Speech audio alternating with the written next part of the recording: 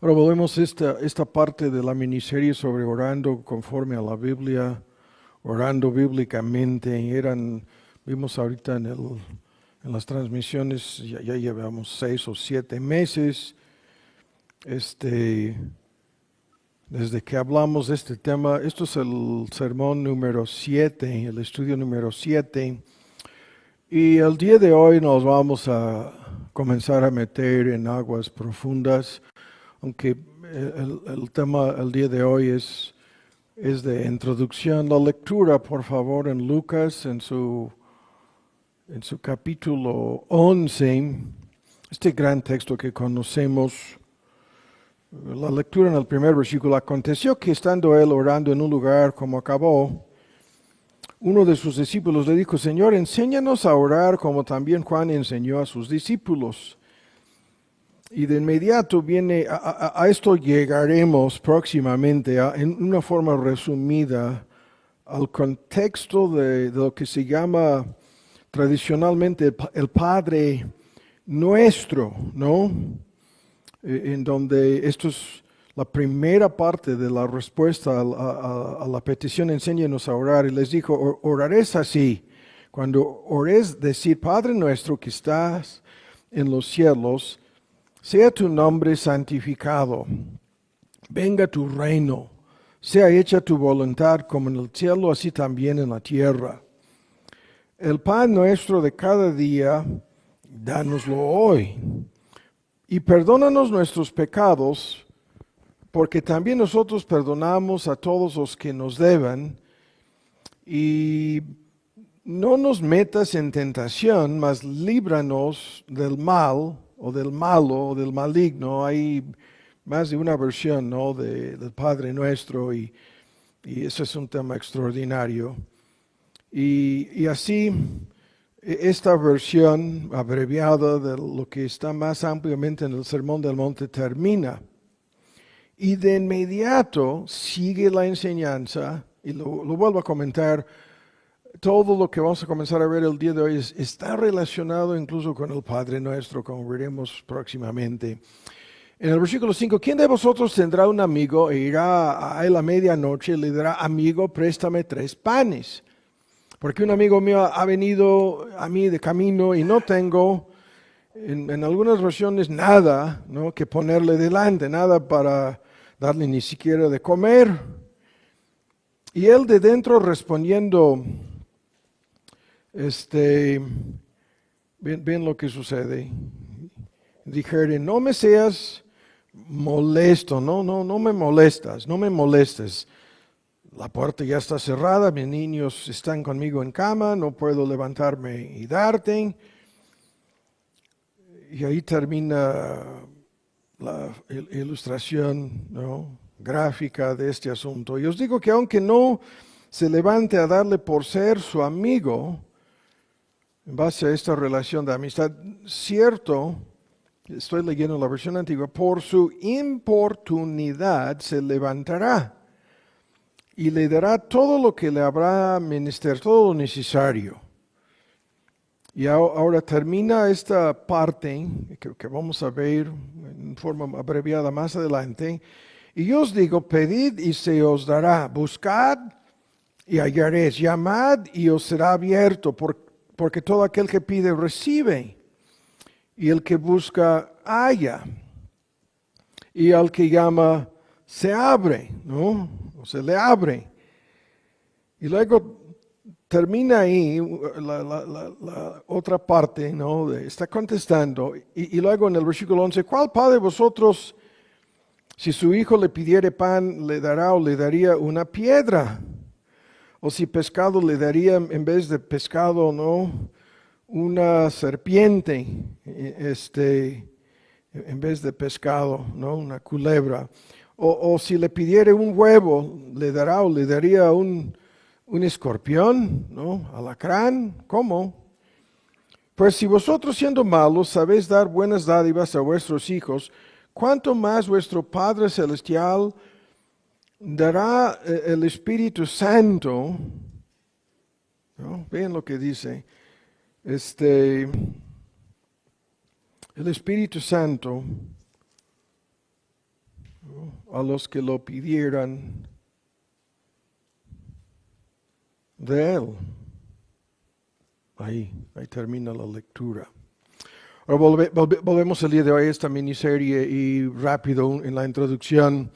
La definición que hemos escuchado sobre el tema de la oración es la siguiente. La oración es la comunicación entre el creyente y Dios, simple y sencillamente así, ¿no? El hecho de estar en contacto, comunión, en forma directa y personal con nuestro Creador. Y la definición de Juan Gill, el teólogo bautista, uno de los que procedía a Spurgeon en Londres, es la oración, es la comunicación con Dios en el nombre de Cristo mediante su intercesión o mediación bajo la influencia, con la ayuda del Espíritu Santo, por medio de la fe, para pedir todas las cosas que nos hacen falta y que están o que estén de acuerdo con la voluntad de Dios. Y así el concepto, ¿no?, de este tema. Ahora, escuchen bien, vamos a resumir lo que hay que volver a decir. Esta realidad de la oración presupone o da como hecho una lista de cosas. La primera cosa es que la persona tenga un conocimiento del verdadero Dios a través de su palabra, ¿no?, y a través del Evangelio. Cuando Cristo hablaba de esto, decía, ¿se acuerdan de la mujer samaritana? Vosotros adoráis lo que no sabéis. La cita de Juan 4. Y el argumento es fuertísimo. Nadie puede orar a un Dios desconocido, a menos que tengamos un conocimiento verdadero del único verdadero Dios. No podemos verdaderamente orar. La oración verdadera da como hecho o exige que la persona tenga un conocimiento correcto de Cristo, su persona, su obra. Yo soy el camino, yo soy la verdad, yo soy la vida. Nadie viene al Padre sino por mí. Una larga lista de textos lo dejan en forma contundente. Todos aquellos que oran en cualquier otro nombre, sea la de algún santo o la virgencita X, ¿no?, o al nombre de algún otro Dios, se dirijan en oración. Dios no hace caso, Dios no escucha, Dios no recibe estas oraciones, ¿no?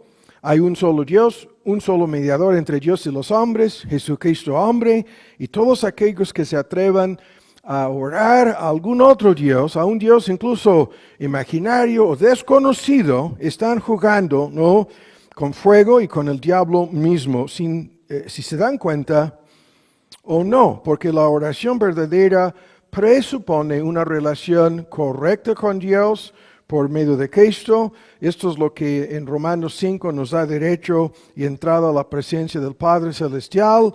Los textos que hablan en este sentido son muchísimos. Uno de los más citados de la Biblia, el sacrificio de los impíos es abominación a Jehová. La oración, ¿no?, de estas personas le ofende. La palabra hebrea traducida al español, abominación a Jehová, es una palabra fuertísima.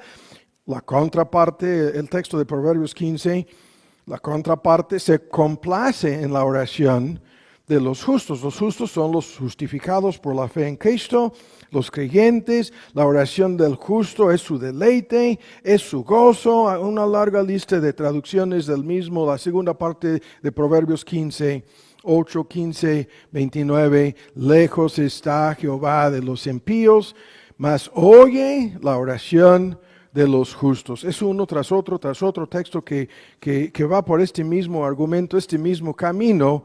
Lo sigo diciendo, los justos son los creyentes, habiendo sido justificados en virtud de la obra salvadora de Cristo aplicada, imputada a nuestra cuenta. Esto nos constituye en el espíritu de adopción, hijos o hijas de Dios, y así comienza una larga lista de textos en relación con este tema de cómo hemos de orar, ¿no?, siendo verdaderamente convertidos a Cristo. Ahora, el contexto de lo que vamos a comenzar a discutir el día de hoy es lo siguiente. La oración presupone muchas cosas, da por sentado muchas cosas, realidades importantísimas, espirituales, ¿no? Contundentes, que gobiernan el tema de la oración, y siempre no debemos perder de vista nunca este argumento. Lo vamos a ver el día de hoy de una forma sorprendente.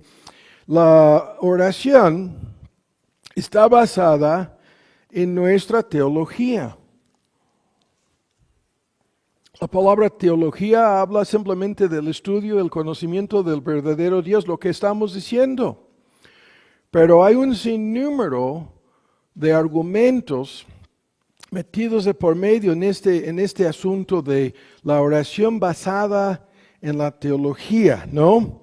El conocimiento y el estudio del verdadero Dios, su naturaleza, su carácter. Y el punto aquí es crucial. Vamos a introducir este argumento el día de hoy, vamos a darle seguimiento próximamente. La pregunta, ¿a qué tipo de Dios oramos, no? Y en esta pregunta hay muchísimas cosas. Sabemos de estas personas que nos están diciendo constantemente por medio de la internet que Dios no tiene emociones. Eso es su teología acerca de Dios, basada no en la Biblia, sino en la filosofía griega de un Dios que es completamente apartado, separado de su creación, ¿no? Y sin meternos en este debate, su argumento es que Dios no puede sentir emociones, no siente emociones, ese es su argumento. Luego en el mismo argumento, en la misma línea de razonamientos y argumentos filosóficos que no son bíblicos, hay muchos que nos dicen que la oración no cambia a Dios. Nosotros llevamos años diciendo que la oración no cambia a Dios, no cambia su naturaleza, no cambia su carácter. Pero vean, tomando este argumento, ¿a cuál punto llegan? Convierten la oración en un juego, en donde Dios no está contestando las oraciones, realmente contestando las oraciones de nadie. Ese es su argumento. Y en base a qué dice, no, si Dios fuera a contestar la oración de alguna persona, esto significaría algún cambio en él.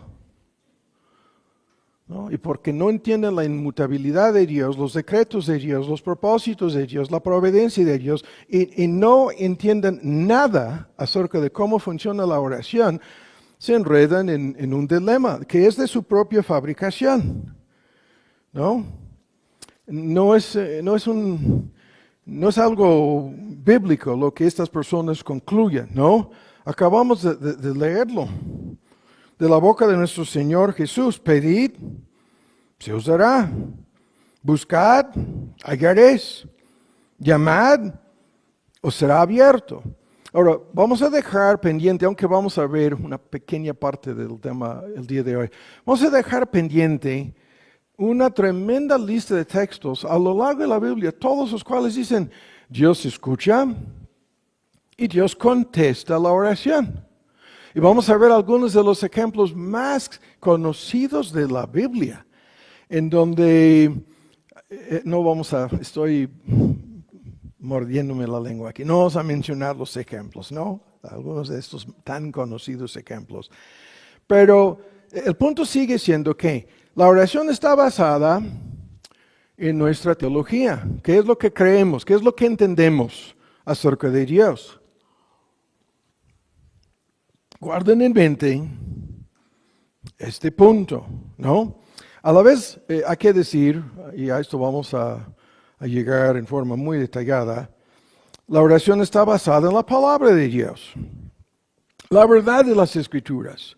Y como vamos a ver en una forma extraordinaria, las promesas de Dios, ¿no? Están de por medio, como vamos a ver, en una forma extraordinaria, las promesas de Dios. Y a la vez, la obra, la ayuda, el ministerio del Espíritu Santo, lo que citábamos en las pequeñas definiciones de la verdadera oración, esto es un tema extraordinario, la guía, la obra, la intercesión del Espíritu Santo en este asunto de la oración.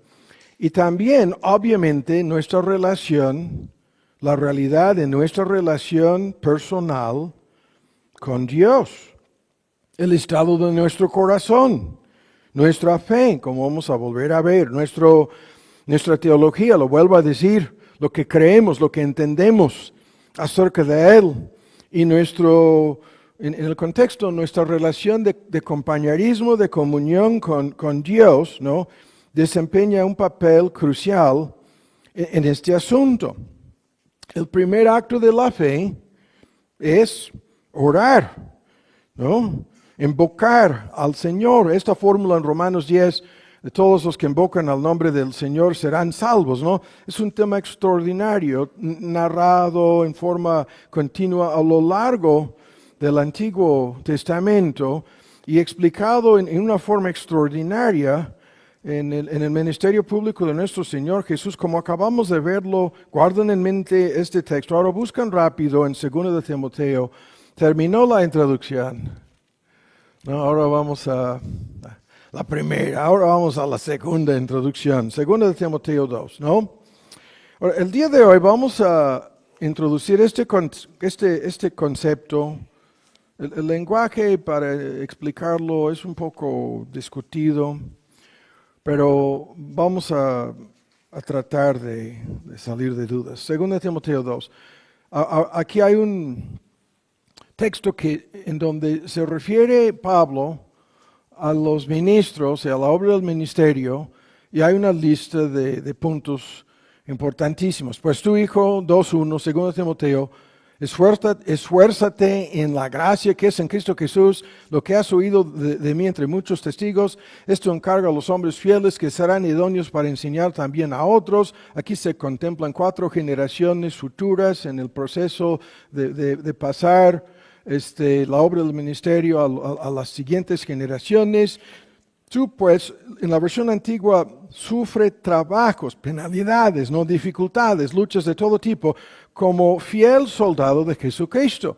Ninguno que milita se enreda, se embaraza en los negocios de la vida a fin de agradar a aquel que lo tomó por soldado.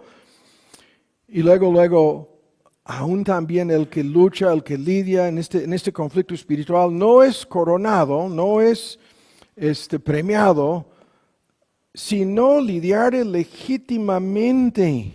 Y luego vienen más cosas. El labrador, para recibir los frutos, es menester que trabaje primero. No, la cosecha no viene después de sembrar y cosechar. Considera lo que te digo, y el Señor te dé entendimiento en todo. Hay una tremenda lista de cosas aquí, y cortamos la lectura porque nos interesa una pequeña frase que se encuentra en este texto, en el versículo 5.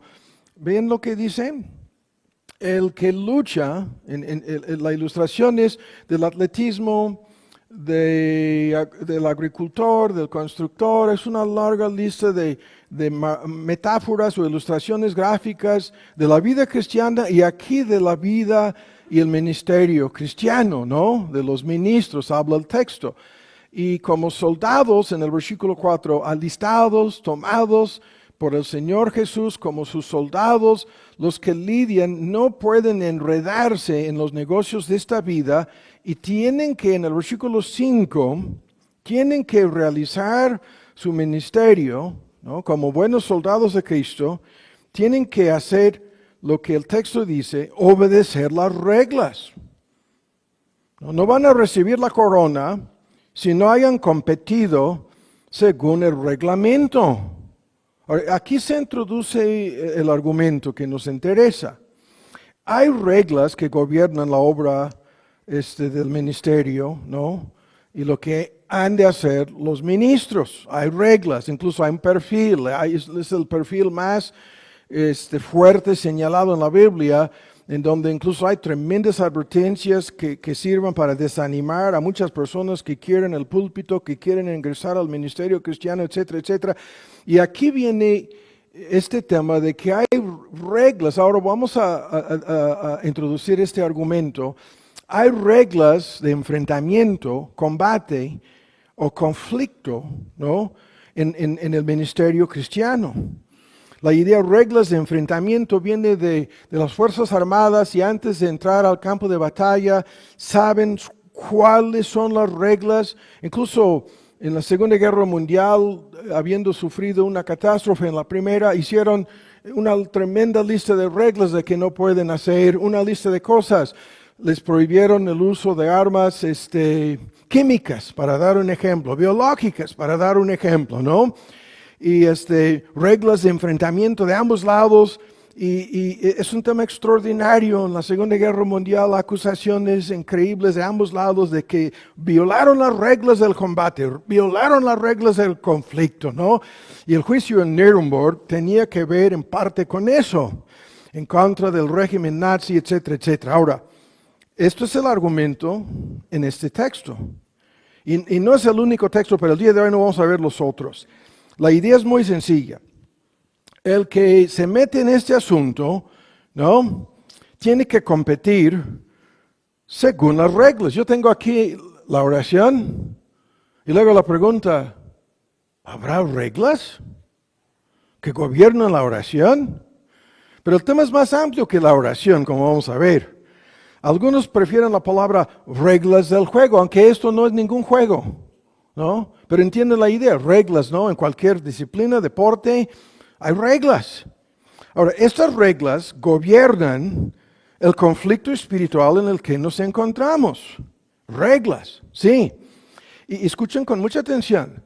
Hay reglas en este conflicto espiritual en relación con Dios. Y no me gusta la forma de decirlo, pero voy a decir reglas que gobiernan a Dios. Como vamos a ver. Lo que Dios puede o no hacer. Increíblemente, sí. Reglas que gobiernan a los creyentes. Lo que hemos de hacer, lo que debemos hacer para competir, para obedecer, ¿no? Legítimamente en este conflicto espiritual hay reglas que gobiernan nuestras vidas y, como vamos a ver, que gobiernan la oración. Reglas. Y obviamente reglas en relación con el enemigo, en relación con el diablo. ¿Habrá reglas que gobiernan lo que el diablo puede hacer o no en este conflicto? La respuesta es que sí. Obviamente sí. Lo vuelvo a decir, reglas en relación con Dios, reglas en relación con los creyentes, reglas en relación con el diablo.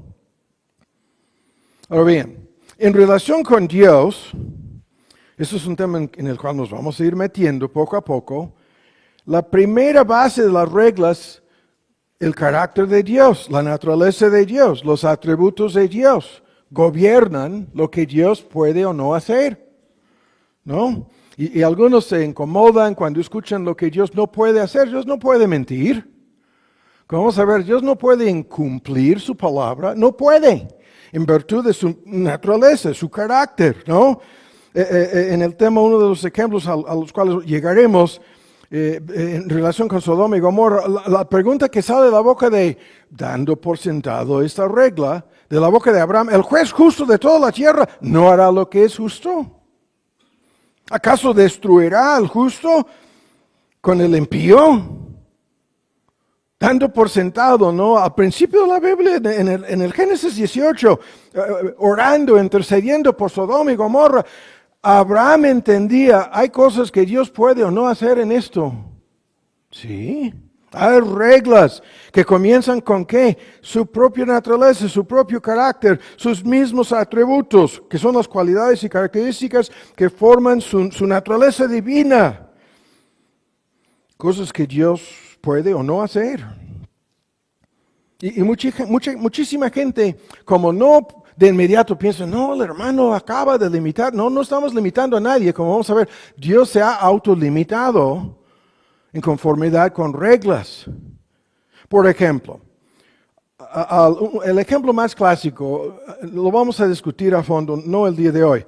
Dios se compromete en este libro a cumplir su palabra. Se compromete a cumplir sus promesas. Está comprometido por su misma palabra, por su propia voluntad soberana. Se ha comprometido, se ha obligado a cumplir con su palabra, con sus promesas. De tal modo que cuando en Hebreos leemos de esto, dice que cuando dio la promesa de bendición a Abraham, no pudiendo jurar por otro mayor, juró por sí mismo, diciendo: de cierto te bendeciré, y bendeciendo y multiplicando te multiplicaré. Y luego dice: los hombres ciertamente por el mayor entre ellos, ¿no? Juran con un compromiso, con una promesa. El fin de todas las controversias es el juramento para confirmación, por lo cual, queriendo Dios mostrar más abundantemente a los herederos de la promesa, se trata de una promesa que Dios hizo con Abraham y nada más, pero queriendo mostrar la inmutabilidad, y los que dicen: no, lo que estás diciendo contradice la inmutabilidad. No, confirma la inmutabilidad de su consejo, interpuso juramento, para que en dos cosas en las cuales es imposible que Dios mienta, tengamos un fuertísimo consuelo, ¿no? Los que nos hemos acudido, ¿no?, a asirarnos de la esperanza, la promesa propuesta, la cual tenemos como ancla segura y firme del alma, que penetra, que entra hasta el lugar santísimo, dentro del velo, en el tabernáculo, en el templo. Todo el argumento. La promesa de Dios llega hasta la presencia suya, hasta el lugar santísimo, hasta el mismísimo trono en donde Él está sentado, y se compromete a cumplir. Y una cantidad de textos hablan de esto. Aunque fuéramos infieles, Él permanece fiel. No puede negarse a sí mismo. Ahora, eso es algo que Dios no puede hacer. Si nos dio una promesa, ¿no?, la tiene que cumplir. No, al no cumplirla, estaría negándose a sí mismo, algo que Dios no puede hacer, ¿no? Y los textos que hablan de esto, la promesa de vida eterna, la que ya citábamos: todos los que invocan al nombre de Cristo como Señor y Salvador serán salvos. Y esto en base a una promesa de vida eterna que el Dios, que no puede mentir, prometió. Y la fórmula: antes de los tiempos de los siglos, antes del comienzo de la eternidad, Dios hizo una promesa a Cristo en el pacto de gracia, de salvación, en donde Cristo se compromete a cumplir con todo un paquete, una lista de reglas de lo que Cristo tendría que hacer para salvarnos. Y el Padre Celestial se compromete, en virtud de la obra salvadora de Cristo, a salvarnos, ¿no? Es el mismo asunto. Se ha comprometido con su misma palabra.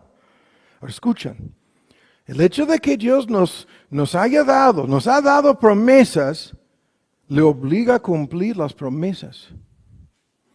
En ese sentido, estas reglas enumeradas en sus promesas gobiernan lo que Dios puede o no hacer. No estamos limitando la soberanía de Dios. En esto no nos vamos a meter rápidamente. Oh, por favor, Tomás. Pero es como si las reglas, ¿no?, como si controlaran a Dios, porque no pueden cumplir esas promesas. Está obligado, se encuentra obligado a actuar. Eso es el argumento en una lista de textos en el Antiguo Testamento. Dios iba a hacer una cosa y de inmediato Moisés o algún otro se metía en oración a decir: pero tú ya has dicho esto y aquello y lo otro, y no lo puedes incumplir. No puedes, ¿no? Y Dios, no es que haya realmente un cambio en Dios, pero Dios hasta se echa para atrás y dice: no, lo que iba a hacer ahora no lo voy a hacer. Porque estoy comprometido con mi palabra. Como si Dios fuera obligado, ¿sí? Pero ¿quién le obligó? Él mismo se obligó. Él mismo se comprometió a actuar dentro del contexto de su misma palabra. No deja de ser soberano, no deja de ser omnipotente, no deja de ser libre y autónomo. Y sin embargo, no obstante, simultáneamente,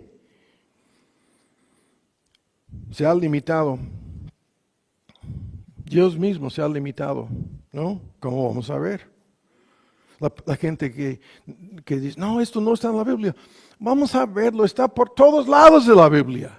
Escuchen, Cristo no puede hacer en Nazaret ninguna cosa realmente grande. Unas cuantas pequeñas cosas hacen, milagros pequeños. Si puede haber algún milagro pequeño, no puede ser gran cosa por la incredulidad de ellos, dice. ¿Cómo? Por la incredulidad de ellos, no. ¿Qué es esto? ¿Se autolimitó? Sí. ¿Puso una restricción sobre lo que haría o no? Sí. ¿En base a qué? ¿La fe de estas personas? No, la incredulidad de estas personas. Lo volveríamos a ver más adelante, ¿no? Ahora, rápidamente, escuchan. Dios no deja de ser soberano, omnipotente, libre y autónomo. Y sin embargo, nos deja a nosotros libres y responsables de actuar nosotros en conformidad con las reglas que se aplican a nosotros. Hay reglas. Esto es obvio, ¿no? Esto es una de la larga lista de presuposiciones acerca de no tan solo la oración, sino incluso la providencia divina y cómo se manifiesta la soberanía de Dios en este mundo. Hay reglas. Esto es el argumento, ¿no? De conflicto, de combate, de enfrentamiento. Las reglas no son arbitrarias, menos caprichosas, sino que están basadas en el mismo carácter de Dios, en su sabiduría, justicia, amor, soberanía y omniracionalidad. Y el tema es extraordinario. Si un Dios así, inmutable, eterno, soberano, omnisciente, omnipresente, con todas las palabras muchos están usando ahora en inglés la fórmula omnibenevolente para hablar del amor de Dios y omniracional para hablar del entendimiento de Dios. La palabra omni quiere decir todo, ¿no? Si se va a relacionar con nosotros, debe haber reglas. Sí. ¿Establecidas por quién? Por Él mismo. Ahora, este tema es extraordinario. La Biblia presupone, da por sentado, la existencia de estas reglas que gobiernan el conflicto espiritual en que estamos metidos. Ahora, esto es obvio, muy obvio, en relación con el diablo. Hay reglas, ¿no? En relación con Satanás. Y aquí podríamos, en esto nos vamos a meter más a fondo, ¿no? Próximamente. El diablo no es omnipresente, no es omnipotente, no es omnisciente, no. El diablo tiene que realizar en el conflicto como protagonista, como actor, no responsable, protagonista en este gran conflicto. El diablo, ¿no? Está sujeto a una lista de reglas. Claro que sí. Esto es obvio, ¿no? Lo vemos en el tiempo se nos está yendo. Lo vemos como vamos a ver un momento en la confrontación en relación con Job. Tiene que pedir permiso para cada cosa que hace en relación con Job.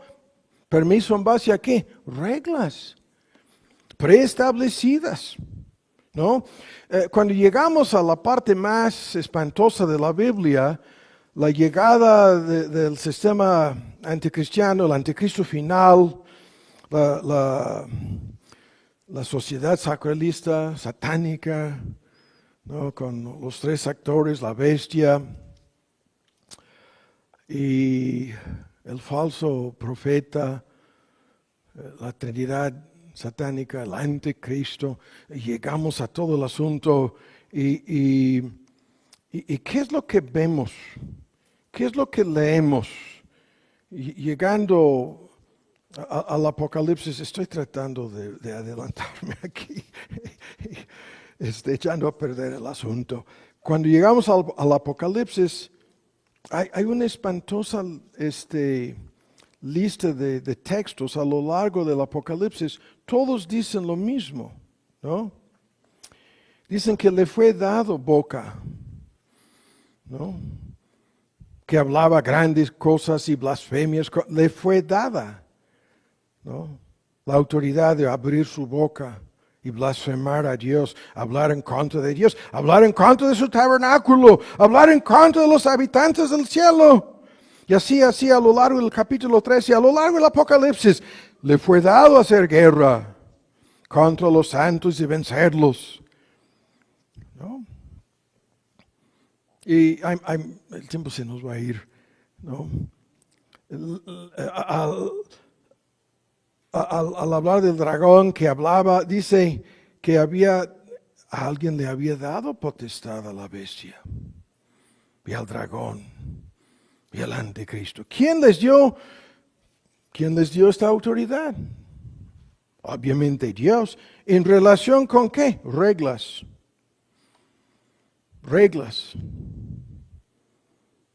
Sí. ¿No? Llegamos a Job, las reglas, todo lo que está en tu mano, pero no puedes poner tu mano sobre él, sobre su cuerpo. No puedes tocar su cuerpo. Tienes que guardar su vida, reglas, ¿no? En relación con Satanás, Simón, Satanás, y la palabra es plural en el griego, os ha pedido para sacudir, zarandear, ¿no? Hacer un ataque el más fuerte posible, ¿no? Como a trigo. ¿Qué es esto? El diablo pidiendo permiso. ¿En conformidad con qué? Reglas. Tenía que pedir permiso. Tiene que pedir permiso hasta el día de hoy. Anda buscando ¿qué? A quien pueda devorar, porque a alguien le tiene que dar luz verde, ¿no? Para que pueda atacar. Y obviamente, entre paréntesis comento esto, su arma principal, el pecado nuestro, ¿no? El gran argumento al cual vamos a llegar en 2 de Corintios, no debemos darle la oportunidad, no debemos permitir que se aproveche, no debemos permitir que tome ventaja contra nosotros. En 2 de hay reglas, las que tenemos que obedecer, y si no las obedecemos, ¿le estamos dejando la mesa servida al diablo? Sí, para que gane ventaja sobre nosotros. Y le damos rienda suelta en un momento dado a través de pecados, deseos, emociones, pasiones, sueños. En el contexto, todo lo que necesita el diablo para aprovecharse de nosotros es que pequemos. Sus estratagemas, maquinaciones, son palabras técnicas, artimañas, todos van por el mismo camino. Quiere que pequemos, porque sabe que al pecar estamos violando las reglas, ¿no?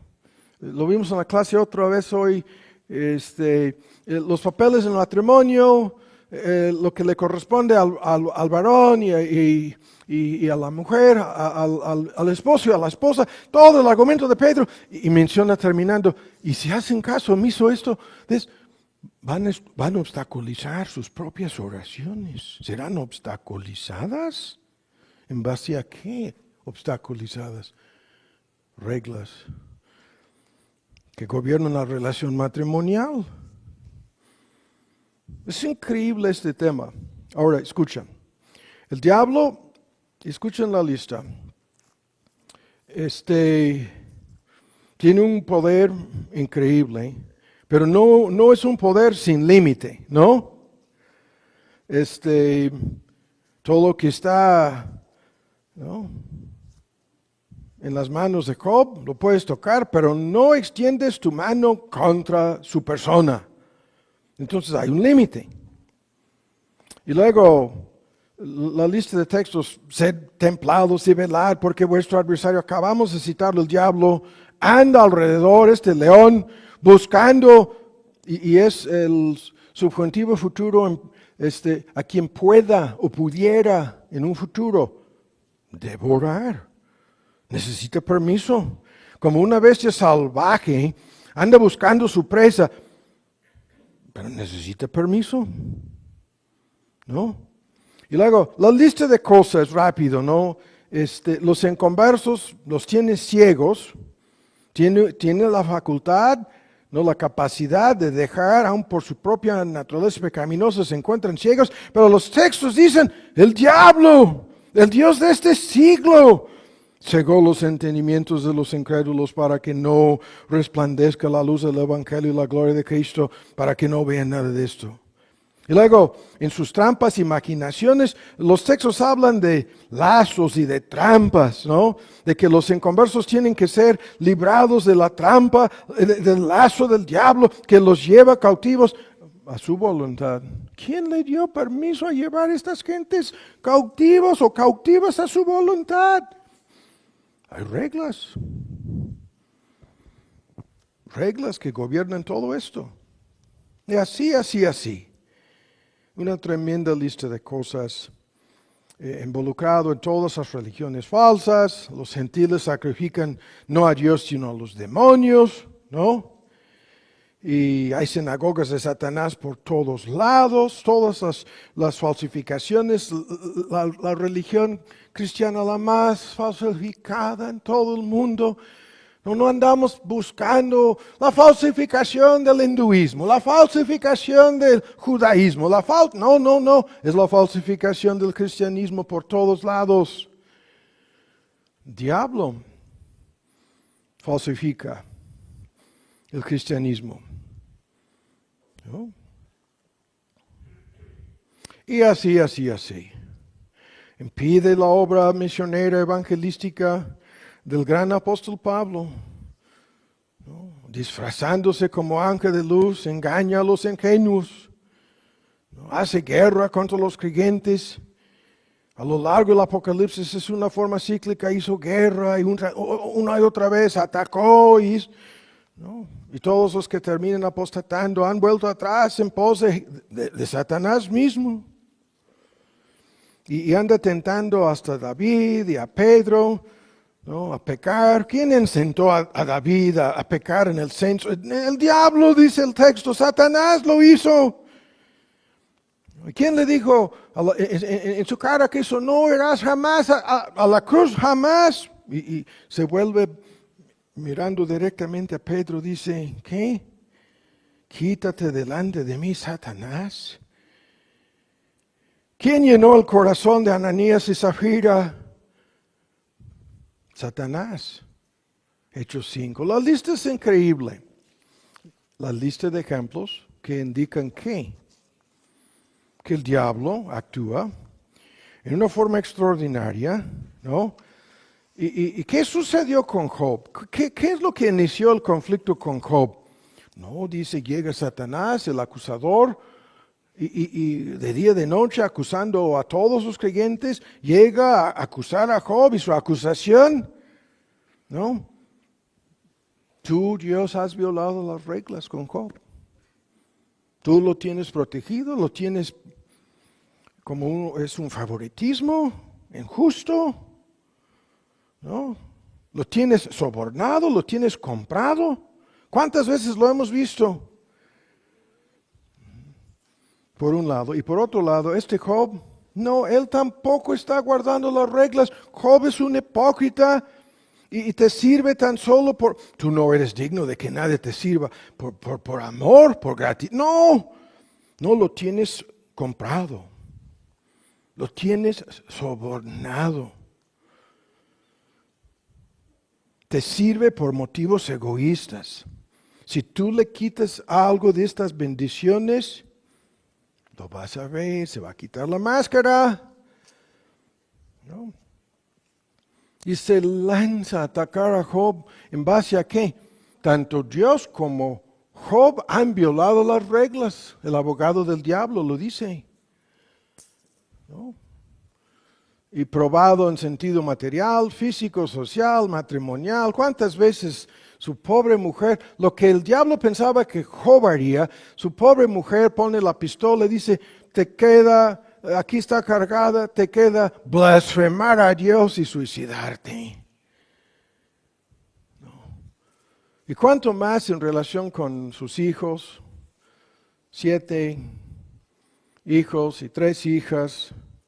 Y de principio a fin, Job enredado y preguntándose qué hice mal en esto. Y el asunto termina con ¿quién violó las reglas? ¿Cómo sucedió esto? Hay reglas que gobiernan todo este asunto. Escuchen ahora, y esto por el tiempo, estoy viendo que no podemos avanzar mucho con este punto.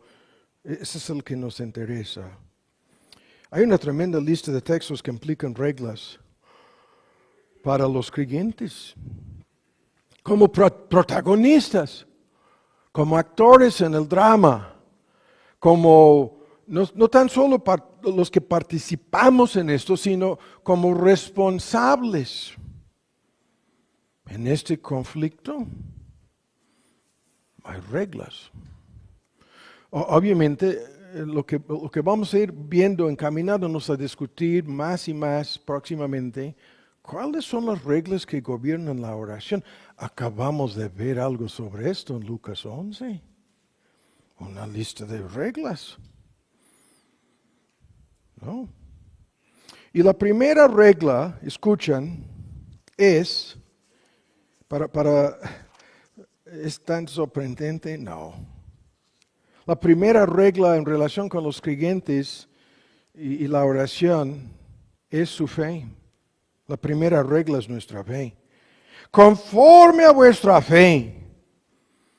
En Mateo 9, los 2 ciegos de nacimiento. Conforme a vuestra fe.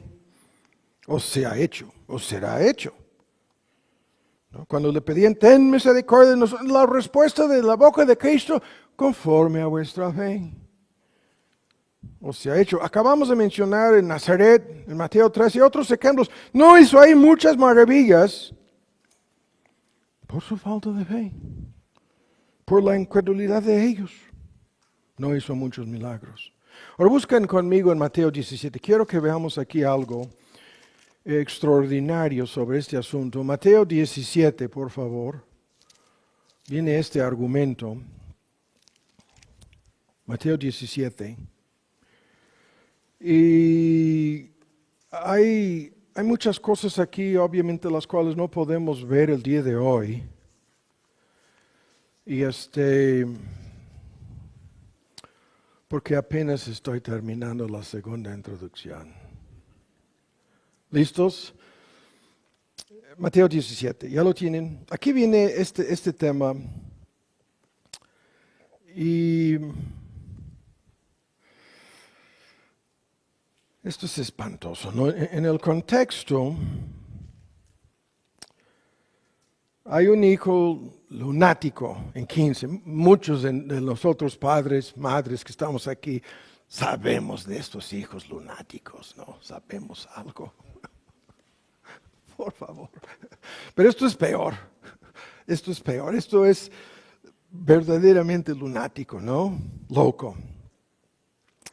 Y hay una descripción espantosa de la posesión demoníaca de este pequeño. No lo estoy convirtiendo en broma. Hay muchos padres y madres que desde chicos sospechamos de que pudieran ser, si no lunáticos, pequeños endemoniados desde chicos, ¿no? A mí se me ha ocurrido, se me ha metido en la cabeza esta sospecha muchas veces, no voy a decir más. Ya dije demasiado. Esto no es una broma, es una triste realidad. Y llevó a este muchacho a sus discípulos en el contexto y no le pudieron sanar, ¿no? Y Cristo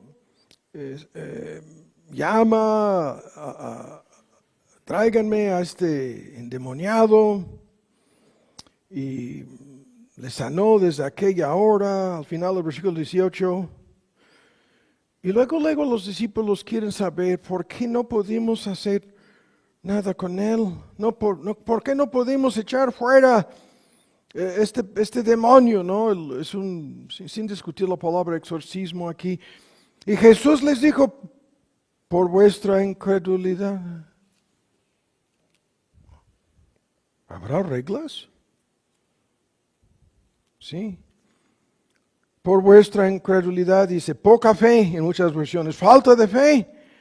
Porque la contraparte de cierto os digo que si tuvieras fe como un grano de mostaza, la semilla metafóricamente más pequeña, y dieras a este monte, pásate de aquí a allá y se pasará, y llega, o sea, la ilustración negativa, positiva, nada, la palabra aquí, este monte, obstáculo, colina, no, es cualquier cosa que pudieran pedir, obstáculo, impedimento, por grande, más grande que sea, puede ser quitado por la oración, la intercesión, basada en la verdadera fe, hasta el grado en que nada, ningún obstáculo, en sentido positivo, nada os será imposible. ¿En base a qué? Hay reglas en esto. Una de las reglas es la fe. ¿No? Les dice, ustedes por su incredulidad, ustedes por su falta de fe, no pudieron hacer lo que deberían de haber hecho. No lo hicieron, no lo lograron. Y en una forma espantosa, el texto termina con que, en el versículo 21, en la versión antigua dice linaje, se refiere a demonios, ¿no? Este tipo, esta clase de demonios, este género en algunas versiones de demonios, no sale sino por la oración y el ayuno. ¿Cómo? ¿Qué quiere decir esto? Dice, no, hay algo en esto en donde las reglas con este tipo, con esta clase de demonios son oración y ayuno. Y como ustedes no hicieron eso, no pudieron. La culpa es de ustedes. ¿No? Deberían haberlo hecho, no lo hicieron, no siguieron las reglas. Se da por sentado, ¿no?, que hay cosas extraordinarias, obstáculos, impedimentos. El diablo mismo tiene una tremenda ventaja, nos está estorbando, nos está impidiendo, nos está obstaculizando. Y aquí no estamos yendo por el lado de los carismáticos en donde piensan, comiste demasiado porque hay un demonio que te llevó a comer esa. No. No, tienen un demonio metido. No, de eso no se trata. No. Todos los casos de exorcismo son de salvación, sin excepción. Es la salvación de esta persona endemoniada, lo que está de por medio. Y si no son salvos, vendrán 7 demonios peores, dice Cristo, si no se logra la salvación. ¿Sí? ¿Pero qué es esto de que vendrán 7 demonios peores? ¿En base a qué? ¿Quién dio al diablo permiso de hacer eso? Sí, salgo, pero regreso con 7 peores.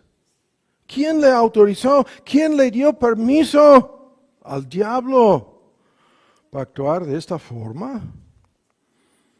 Y lo que estamos diciendo, y termina la segunda introducción, es que todo este tema, hay mucho más, presupone lo que está en Lucas 11. Hay reglas.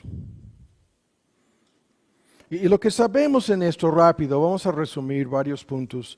Vamos a enfocar una parte de Lucas 11 y vamos a terminar por el momento, ¿no? En el tiempo que nos resta. La verdadera oración es un acto de sumisión a la voluntad de Dios. Estamos orando por su gloria, su reino, su voluntad. El Padre nuestro, en la versión en Lucas, presupone esto. Hemos de orar primero tomando en cuenta la prioridad del reino, la prioridad de la voluntad, la prioridad de la gloria, la fama de nuestro Dios. Todo esto se da por sentado ¿no? En el texto que ya hemos visto. Y aquí como tengo dos Biblias, ya estoy enredado. Son iguales, para ustedes que dudan, ¿no? Son iguales estas Biblias, pero una se está deshaciendo, hasta las páginas se me están cayendo. Ahora, la oración presupone una voluntad soberana de Dios, ¿sí? La petición sea hecha tu voluntad, venga tu reino. Estas peticiones presuponen lo que acabo de decir. Y en este sentido, no estamos tratando de cambiar la voluntad de Dios, por un lado, y por otro lado, la verdadera oración nos obliga a someternos a lo que Pablo describe en Romanos 11 como la buena voluntad de Dios, agradable y perfecta. Eso se presupone, es una parte del paquete de reglas.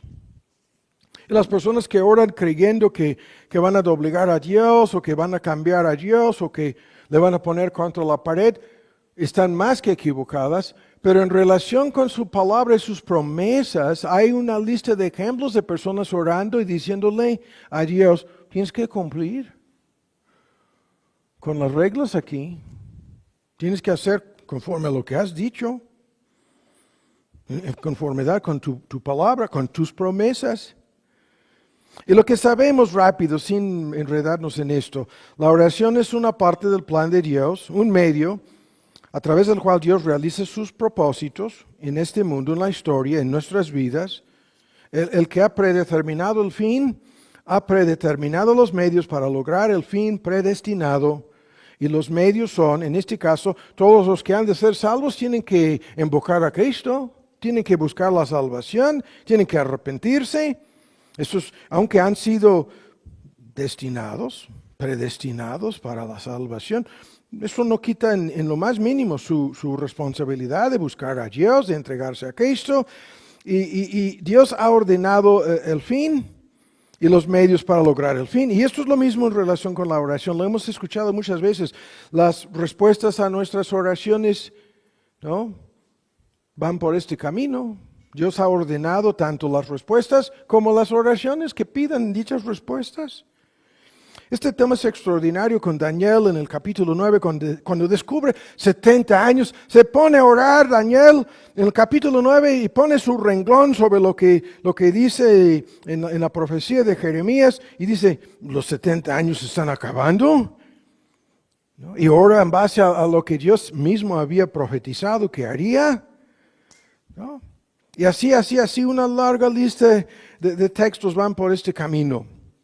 En Isaías dice, Jehová el Santo de Israel, su formador, preguntadme por las cosas en el porvenir, lo que buscaba Daniel en los libros, y luego mandadme acerca de mis hijos y acerca de la obra de mis manos, basándote en lo que yo he dicho en mi palabra que voy a hacer. Ustedes me tienen que invocar, me tienen que mandar, me tienen que pedir. En Ezequiel hay este texto sobre el regreso del cautiverio y se incluye la idea de un futuro para Israel y dice, permitiré a la casa de Israel que me pida hacer esto por ellos. Les voy a permitir que me pidan. Estas son reglas y tenemos que pedir. Este argumento va por muchos textos, ¿no? Está resumido en una forma más sencilla en lo que ya hemos leído aquí en Lucas 11. Si queremos recibir, hemos de pedir. Si queremos hallar, hemos de buscar. Si queremos que se nos abra la puerta, en nuestra versión en inglés, tenemos que tocar. Tenemos que llamar. Esto es el propósito de Dios, de usar nuestras oraciones. Como si nosotros, ¿no?, estuviéramos así, pero es más que como si estuviéramos así. Estamos realmente participando en el cumplimiento de los planes y propósitos de Dios. Como vamos a ver, todos estos que comentábamos al principio, no, este Dios, helado, ¿no?, paralizado por su inmutabilidad, No, todo el asunto es un juego. Él no realmente escucha. Aunque el libro de los Salmos, voy a traer la lista. Es la mitad del libro de los Salmos con el salmista diciendo una y otra vez. Incluso el prefacio. A ti que escuchas la oración, el único que escucha la oración, se te acercará toda carne, dice el texto. A tú que contestas la oración. Y esto es como que no lo pueden armonizar con sus conceptos de los filósofos griegos sobre la naturaleza, el carácter de Dios. No pueden armonizar nada de eso. Dicen, no, todo es un teatro, todo es un juego. Oh, really? Entonces, ¿por qué oran? Es lo que quiero saber. Si no creen que Dios contesta, que todo esto es un teatro, un juego, entonces, ¿por qué no? Y en forma práctica, la mayoría de ellos terminan abandonando la verdadera oración sin darse cuenta. No, ese es el Dios que te permite pedir. Ese es el Dios que te invita a buscar. Sí. Ese es el Dios, y en los textos, ¿no?, de las palabras griegas en Mateo, en Lucas, en las versiones del Padre Nuestro, es en forma, no, más fuerte, que la persona está llamando. Y esto no cambia en lo más mínimo la soberanía de Dios, no. Sigue siendo soberano, sigue gobernando, y para muchos, no, entonces esto es un gran misterio. No, la Biblia enseña que de principio a fin no cambia nada en su naturaleza, no cambia nada en su carácter, y sin embargo, Dios responde, por un lado. Y por otro lado, la Biblia enseña de principio a fin que somos responsables de obedecer, de creer, en este caso de orar y de entregarnos, ¿no?, a este Dios pidiendo que se haga su voluntad en todo, y a la vez nos permite pedir muchísimas cosas. Sí, esto es así. Este Dios soberano que no cambia es personal. El eterno, soberano, inmutable Dios trata con nosotros en forma directa, de manera personal. Sí, eso es lo que la Biblia enseña. Y en las cosas más pequeñas y más insignificantes, este Dios sabe todo. Este texto en Job ve todos mis caminos, los ve y cuenta todos mis pasos. Tenía un registro de cada vez que se movían los pies de Job. En esa catástrofe, sí. Y antes de la catástrofe en que se metió, Dios estaba haciendo lo mismo. Cristo nos sacó de dudas. Todos los cabellos de vuestra cabeza contados. Las cifras han escuchado, ¿no? 100,000 mínimo. Algunos tienen un poco menos cabellos. 100,000 mínimo. En la cabeza de 8,000 millones de personas. Y la cantidad exacta cambia cada ratito, cada instante. Y es el Dios soberano, omnipotente, inmutable. ¿Sí? Tratando con nosotros así. Tratando con nosotros así. Porque así son las reglas. Y en las reglas este Señor, dueño soberano, ama a sus siervos y los trata como si fueran sus amigos, porque lo son en Cristo. No les voy a llamar más esclavos, humildes, doulos, no. Ustedes son mis amigos, no tan solo mis siervos. Y este soberano trata con cada uno de sus criaturas como criaturas responsables. Responsables. En el Sermón del Monte, de principio a fin, al principio del Sermón del Monte, este Dios tratando con cada creyente como un padre trata con sus hijos. Y así es una avalancha de de argumentos en relación con esto, ¿no? De no orar para ser vistos de los demás, sino vistos por el Padre Celestial que está en los cielos. ¿No? Y al hacer limosna, ¿no? Lo mismo, en secreto. La mano derecha no sabe, por eso nosotros tenemos aquí la ofrenda secreta. Porque Dios sabe, eso es todo lo que cuenta aquí. Si nos piden en el Salmo, yo les voy a decir, les voy a poner el texto, Dios sabe. ¿No? Y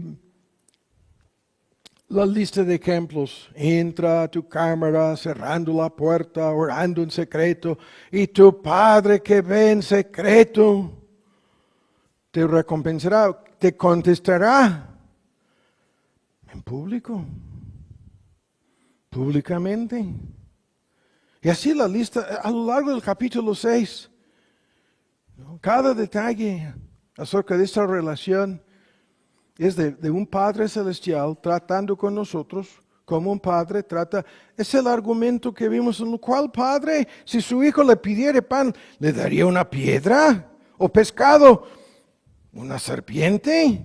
¿O un huevo? Alacrán. Ningún padre haría. Quizás ningún padre haría eso, ¿no?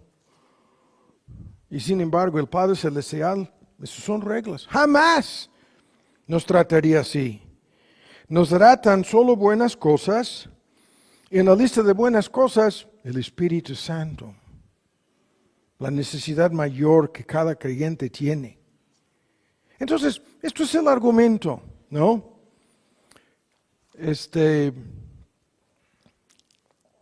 Y esto hay que entenderlo. Nos da muchísima confianza. Nos anima muchísimo a orar. Nos ayuda a entender nuestro papel, nuestra responsabilidad, ¿no? Lo que hemos de hacer, ¿no? Y la lista en el Nuevo Testamento, las palabras, el privilegio de rogar, el privilegio de suplicar, el privilegio de interceder, el privilegio de presentar nuestras razones. Incluso hay un sermón de Spurgeon, nuestros argumentos basándose en el salmista, nuestras necesidades, por más grandes o pequeñas que sean. Orando conscientes de que estas son las reglas. Estas son las reglas. Esto es así. Ahora, este tema ustedes ya pueden ver, creo que con la ayuda de Dios he podido demostrar que esto no lo estamos inventando. Esa es la enseñanza bíblica. Y el tema en relación con lo que Dios hará o no, es tremendo. En relación con lo que el diablo puede o no hacer, es tremendo el tema.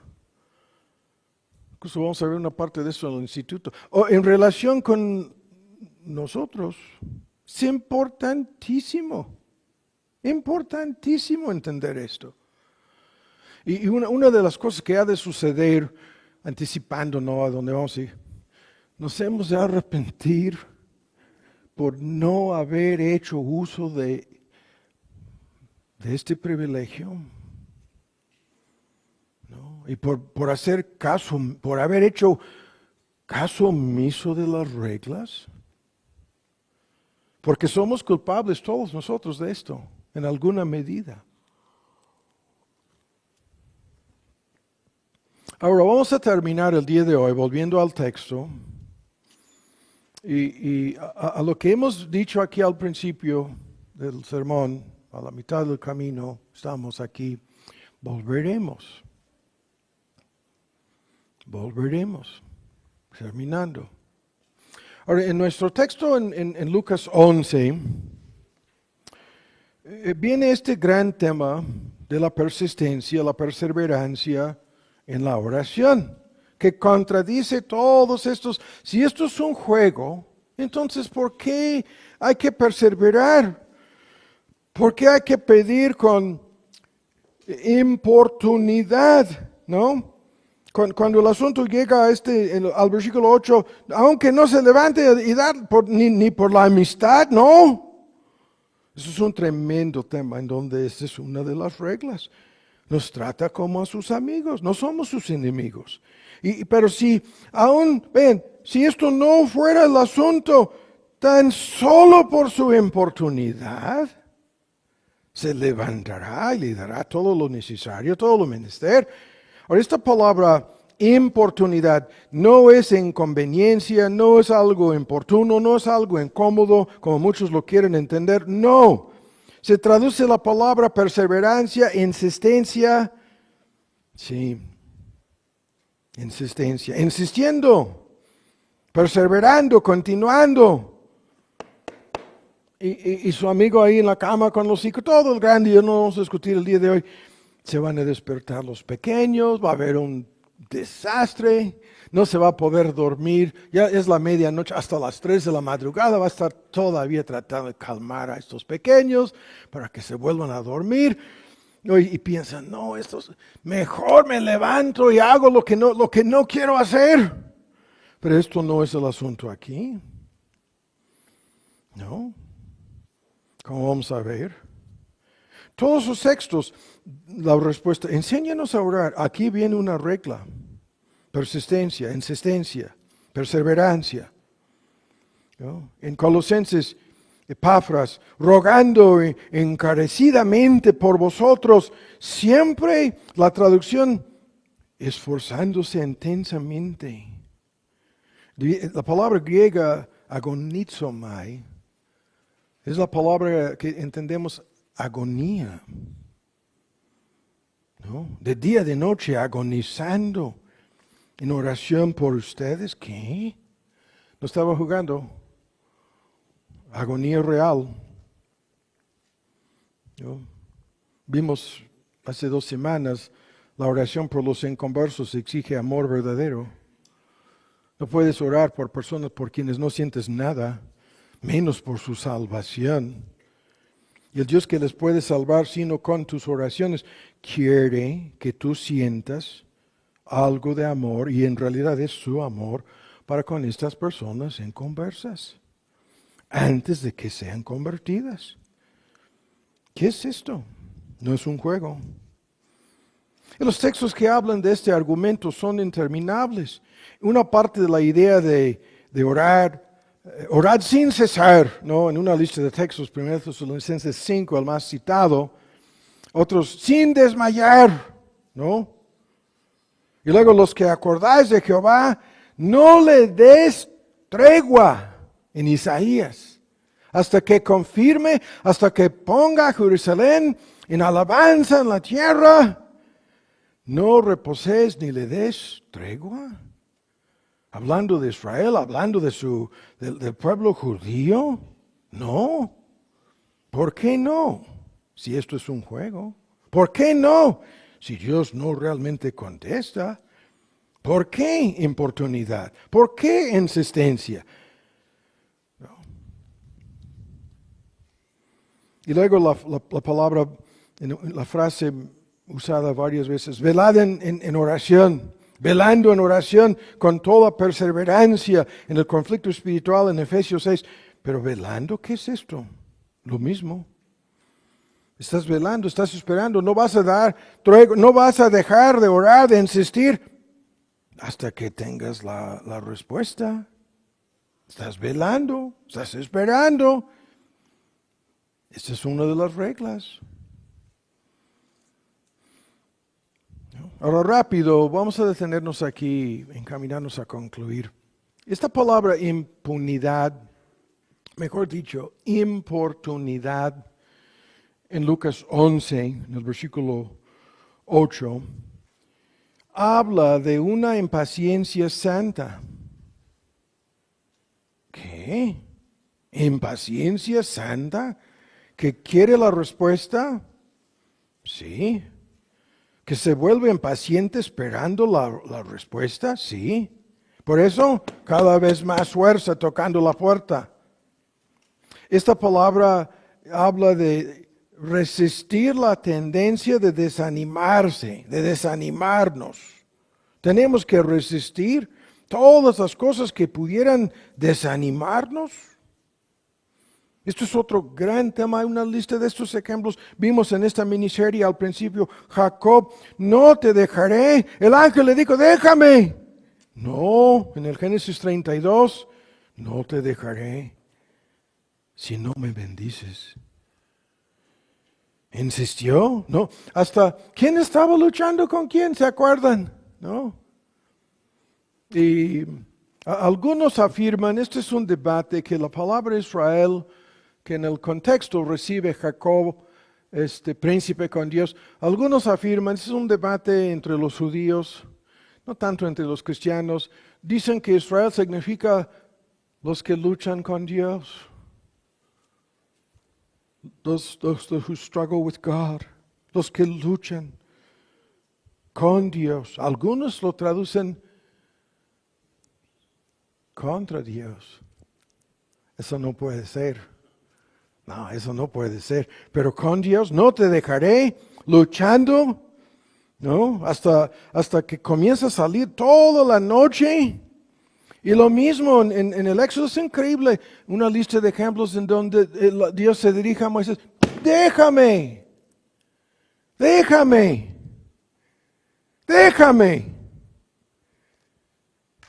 para que se encienda mi furor en contra de ellos, déjame.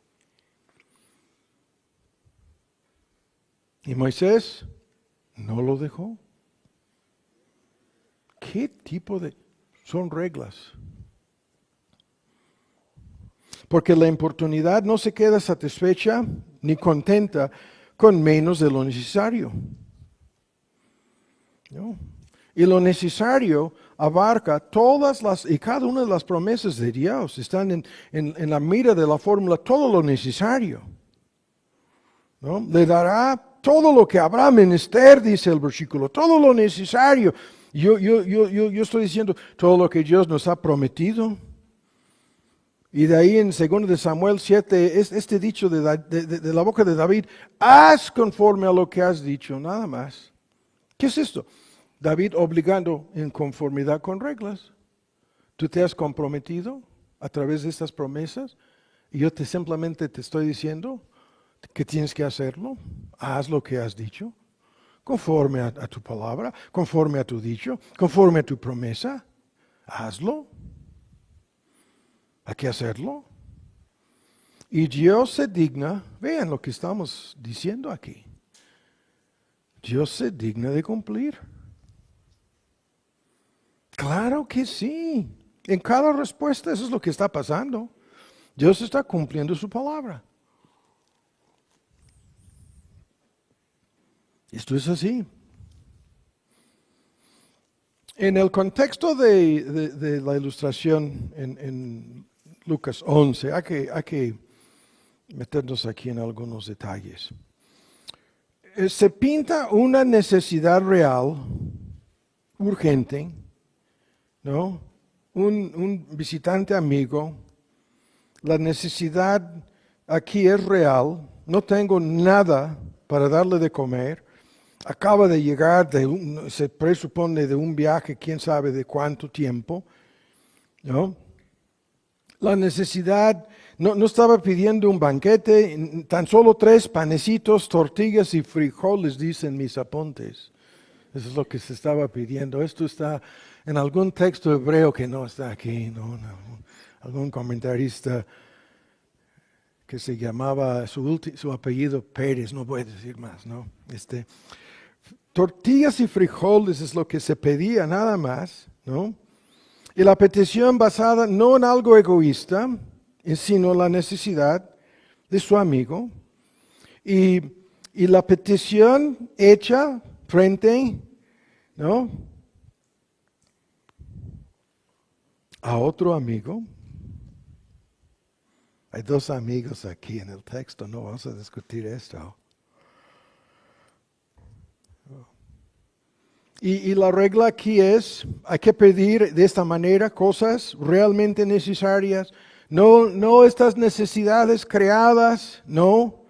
Tantas personas confundan necesidades creadas, deseos egoístas, egoísmo, codicia, avaricia, soberbia, la lista es interminable, confundan un paquete con otro, sus necesidades, las cosas que están pidiendo no son realmente necesarias. Y no se dan cuenta. Pidan, según Santiago, pidan mal. ¿Se acuerdan del argumento de Santiago, no? En relación con esto, lo plantea Santiago. No tienen porque no pidan. ¿De dónde sacó esta idea Santiago? Es una regla. No tienen porque no piden. ¿No? Es una regla, hay que pedir. No tienen lo que deseáis porque no pedís. Y al pedir, piden mal para gastar en vuestros deleites, en vuestras concupiscencias, en vuestros pecados. La petición es egoísta. ¿No? ¿Qué es esto? ¿Qué quiere decir esto? Hemos de pedir no en base a nuestro egoísmo, no en base a algún deseo, sueño, fantasía. No. El deseo de ayudar a otros es lo que nos enseña Cristo aquí. Esto es una bomba porque todos nosotros sabemos que pocas veces pedimos a favor de otros de esta manera. Si es un asunto nuestro, sí, más que insistencia, más que perseverancia, ¿no? Pero todos los que no miren más allá de sí mismos, ¿no? Están buscando su, propio placer, sus propios sueños, en base a su egoísmo, en base a su soberbia, ¿no? En base a su vida, y en relación con otros, casi nada. No, pero en relación con uno mismo, prosperidad, felicidad, dinero, beneficios, seguridad, ayuda, poder. La lista es interminable, resumiéndolo todo en la palabra felicidad. ¿No? Los peores ateos, los peores agnósticos, los engañados en un montón de sectas que predican o no prosperidad, no cambia el asunto, están pidiendo por estas cosas. Sí. ¿Qué es esto? Muchísima gente que busca beneficios, poder, dinero, placer, ¿no? En el pecado, muchísimas de estas personas están más que dispuestas a pedir las mismísimas cosas de Dios. Es por un lado están pidiendo las del diablo y si el diablo les falla, están dispuestas a hacer la petición ante Dios. Le piden a Dios lo que el diablo no cumplió.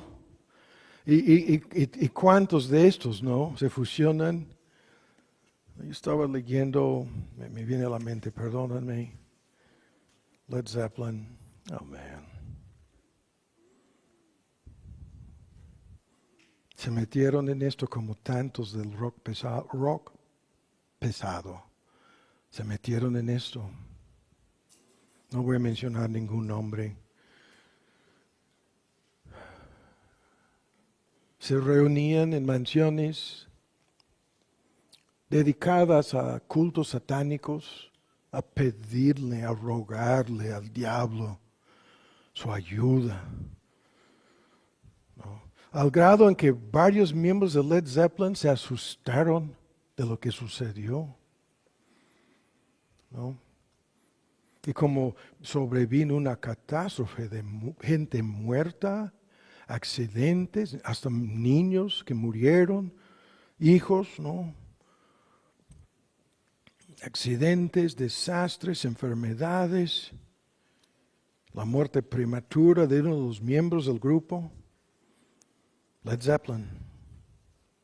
Cantidad de ejemplos, hasta el día de hoy están por todos lados, de lo que estoy diciendo. ¿No? Pidieron en su pacto con el diablo todo lo que su corazón pecaminoso deseaba.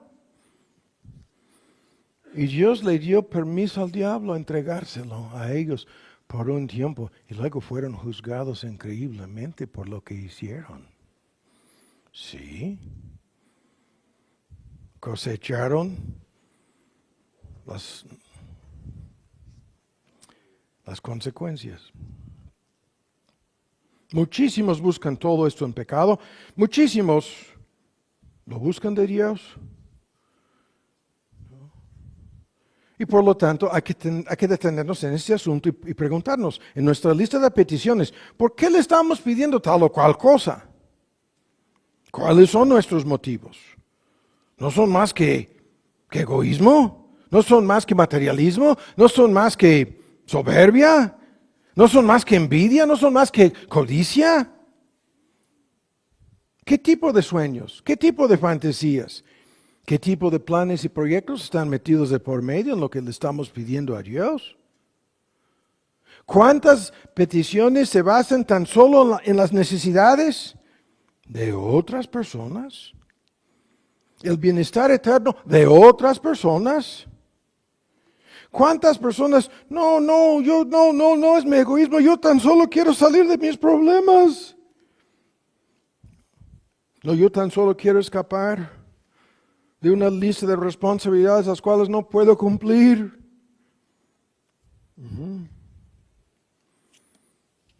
Y se enredan. Ahora rápido, para concluir el día de hoy, hay que aterrizar con algo obvio. El argumento aquí es obvio.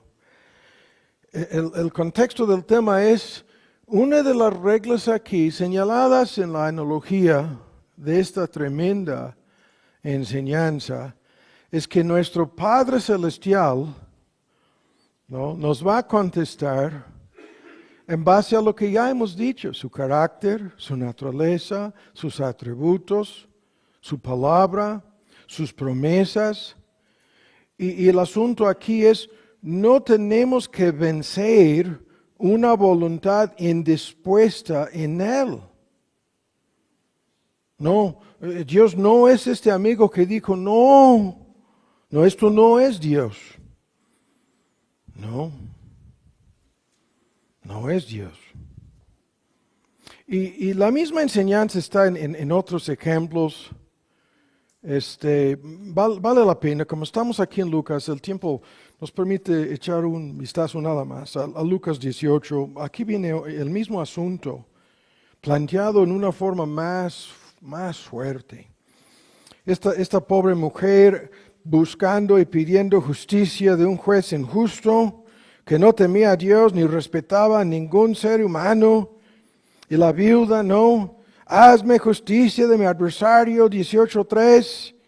Y por un tiempo dijo que no. Porque no quiso. Por un tiempo no quiso. Y luego se mete en problemas, ¿no? Concluye que esta mujer se está volviendo loca y me va a hacer algo. Entonces dijo dentro de sí, aunque yo no tengo miedo ni temor a Dios, ni respeto a ningún ser humano, porque esta mujer es capaz de hacerme algo. Y muchas versiones suavizan el asunto diciendo, no, porque esta mujer se me está agotando mi paciencia, dicen muchas versiones. ¿No? Va a venir y me va a hacer algo, le voy a hacer caso. Y el argumento es el mismo tema. En el versículo 6, oíd lo que dice el juez injusto, y Dios no hará justicia. Eso es bien, aquí estamos pidiendo justicia. Este tema es extraordinario. Es lo que no, hay una lista de ejemplos. El libro de los Salmos, lleno de ejemplos. Creyentes pidiendo justicia. ¿No hará justicia a sus escogidos que claman? ¿Qué es lo que hacen? Lo que estamos diciendo. ¿Cómo es que le claman de día y de noche? Estas son las reglas. Y aunque se tarda en responder, aunque les obligue a esperar, muchas traducciones, ¿no? Aunque sea longánime acerca de ellos, dice la versión antigua. Los defenderá presto, pronto. ¿Qué es esto? Es el mismo asunto. Es el mismo asunto. Pero ahora lo vincula con lo que vimos al principio, conforme a vuestra fe. ¿Qué dice? Cuando el Hijo del Hombre viniere, ¿hallará fe? Lo vincula directamente con nuestra fe. Hay que ejercer la fe, ¿no? La oración es una prueba de nuestra fe. Es una parte de por qué hay una demora. Es una parte de por qué hay que esperar. Sí. Es a través de la oración que crece nuestra fe, que tu fe será ejercitada, fortalecida y al fin y al cabo usada conforme a vuestra fe, ¿no? O sea hecho. Esto es así. La fe tiene que ser probada, tiene que crecer, tiene que fortalecerse. Y esto es el medio. Esa es la forma. No es una fórmula mágica. No hay cantidad de libros. No, hay que decir estas palabras mágicas. No.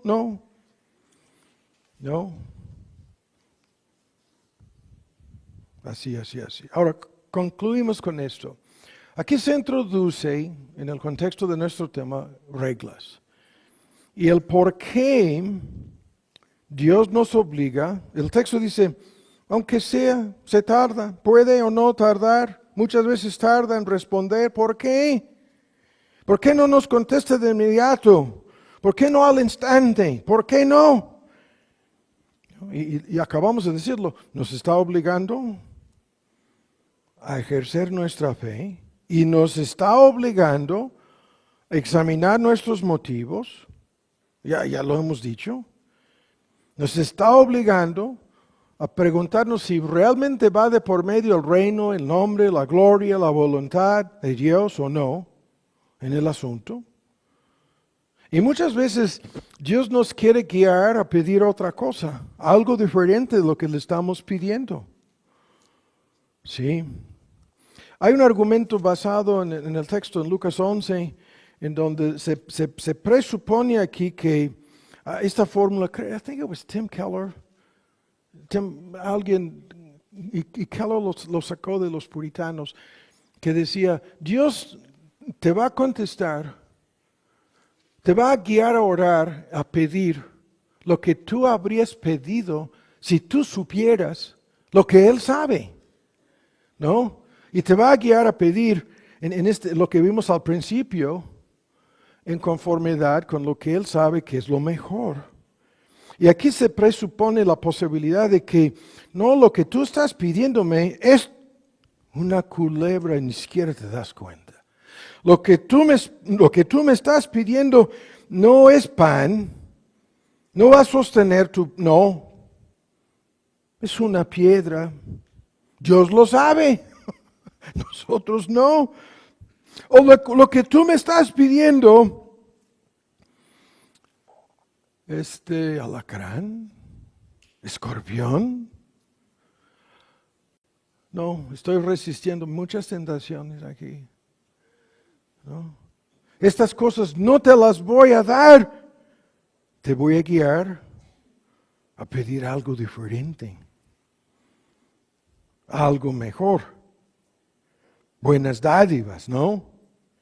En el versículo 13, buenas dádivas en Lucas, ¿no? ¿Qué es eso? Buenas cosas. Son dádivas porque son regaladas por Dios, ¿sí? En base a los méritos de Cristo, son las promesas de Dios, sí y amén, en relación con Cristo, ¿no? Y a la vez nos está enseñando la paciencia, la perseverancia, nos está obligando a ser personas agradecidas.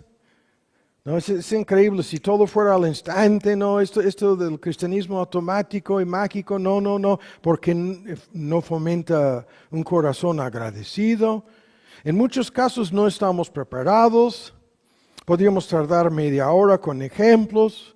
Yo tengo aquí en mis apuntes, si yo doy a mi hijo, y creo que era Mark, el que me estaba pidiendo las llaves del coche, y si no me equivoco, hablé en de este tema muchas veces, y esta ilustración la usábamos muchas veces, porque ahí estaba Mark como un chamaquito y quería las llaves.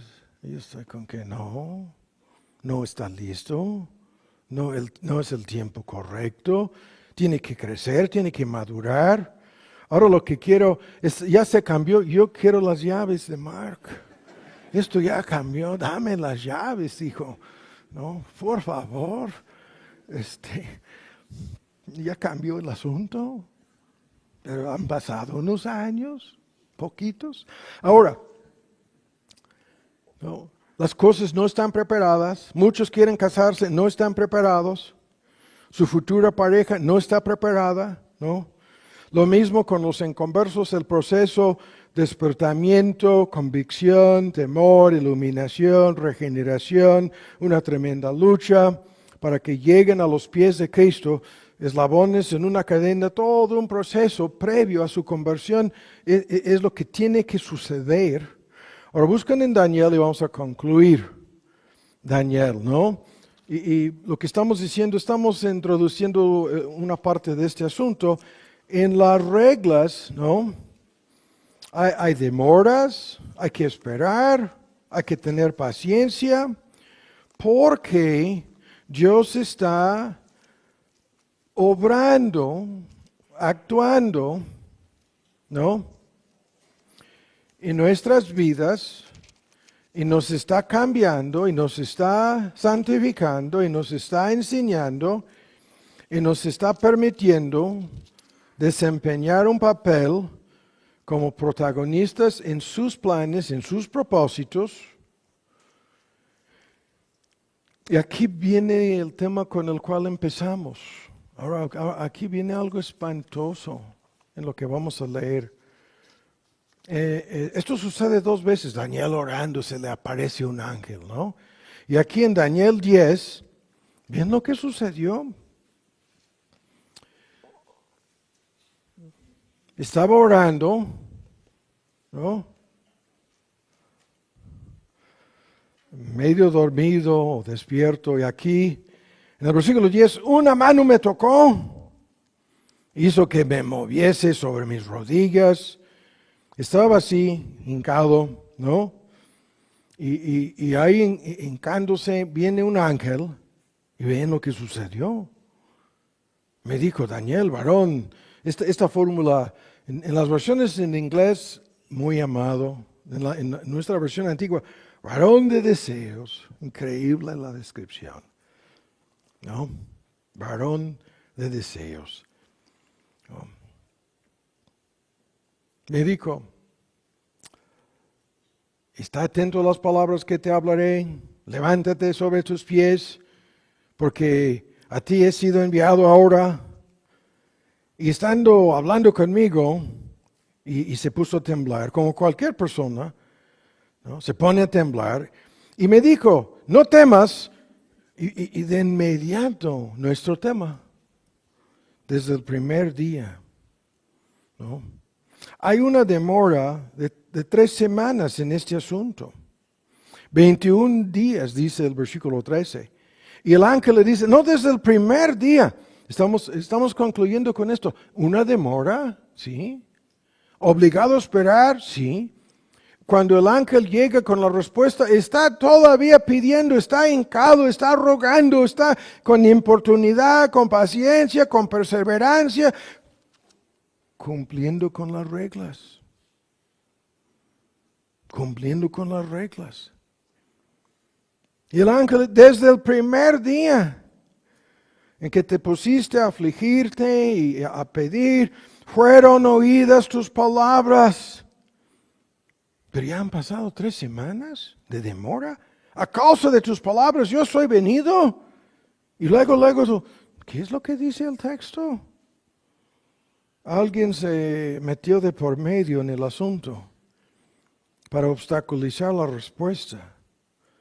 El príncipe del reino de Persia se puso contra mí 3 semanas, 21 días. Y aquí Miguel, uno de los principales príncipes, vino para ayudarme. Y yo quedé ahí yo quedaré ahí con los reyes de Persia. Soy pues venido para hacerte saber lo que ha de venir a tu pueblo en los postreros días, ¿no? porque la visión es aún para días y así, así, así. Ahora estamos concluyendo. Ahora, ¿qué es esto? ¿Qué debemos sacar de esto? Esto es nuestro tema. Lo vimos al principio. Hay reglas que gobiernan lo que Dios hará. Hay reglas que gobiernan lo que al diablo se le permite hacer. ¿Qué es esto? ¿No? Hasta los ángeles de Dios no pudieron llegar a decirle a Daniel, ¿no?, la respuesta sin oposición de parte de Satanás. ¿Cómo? Se presupone aquí que el rey de Persia y los otros actores invisibles en esta historia son demonios, son ángeles caídos que se oponen a los creyentes y específicamente a sus oraciones, que se metan de por medio para estorbar nuestras oraciones. ¿Qué es esto? ¿Estamos metidos en un conflicto cósmico? Sí.